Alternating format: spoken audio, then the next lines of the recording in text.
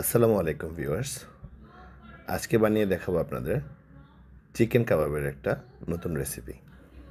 আসুন দেখে নেওয়া যাক এখানে কি কি উপকরণ ছিল। গরম মশলা, চিকেন, আদা রসুন বাটা, ময়দা, চালের গুঁড়া, চিকেন পাউডার, বাটার, কাঁচামরিচ আর ডিম। প্রথমে চিকেনগুলোর ভিতরে পেঁয়াজ কুচি আর কাঁচামরিচ কুচিগুলো দিয়ে দিব অল্প অল্প করে। সবগুলো পেঁয়াজি দিয়ে দিচ্ছি এখানে আমি। তারপর এটাকে চামচ দিয়ে একটু নেড়ে চেড়ে নিতে হবে। চামচ দিয়ে একটু মাখিয়ে নিই, একটু নেড়ে চেড়ে নিলাম। প্রথমে চামচ দিয়ে নেড়ে চেড়ে নিচ্ছি, মিক্স করে নিচ্ছি। একটু পরে এটা আমি হাত দিয়ে আবার মাখিয়ে নিব, তাহলে ভালোভাবে মিক্সড হবে। এখন দিয়ে দিচ্ছি আদা রসুন বাটা, অল্প আদা রসুন বাটা। এখানে একটা চিকেন ব্রেস্ট ছিল। তারপর একটু চামচ দিয়ে নেড়ে নিতে হবে, একটু মিক্স করে নিলাম যেন প্রথম থেকেই একটু একটু করে মিক্স হয়ে যায়, এক জায়গায় জমে না থাকে। এই জন্যই চামচ দিয়ে ভালোভাবে মিক্স করে নেওয়া।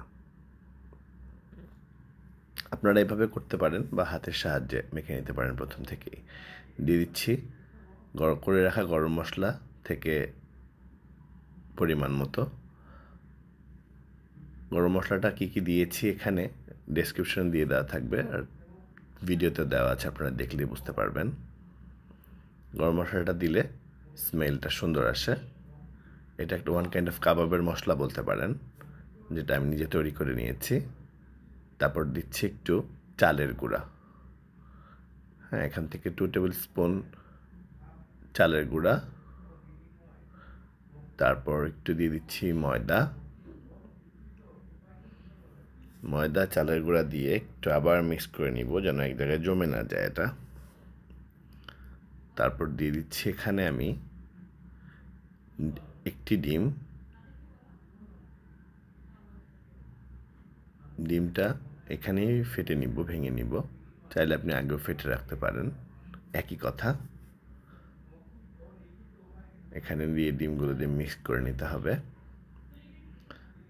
সুন্দর করে। চামচ দিয়ে একটু মেখে নিয়ে দেন আমি এখানে এখন হাত দিয়ে মেখে নিব, সুন্দর করে মাখিয়ে নিব এটাকে। সঙ্গে একটু চিকেন পাউডারটা দিয়ে দিব। এখান থেকে আমি 1 চামচ চিকেন পাউডার দিয়ে দিচ্ছি, কারণ চিকেন পাউডার এখানে সল্ট থাকে, বেশি দিলে লবণটা বেশি হয়ে যাবে। সো 1 চামচ এনাফ এখানে।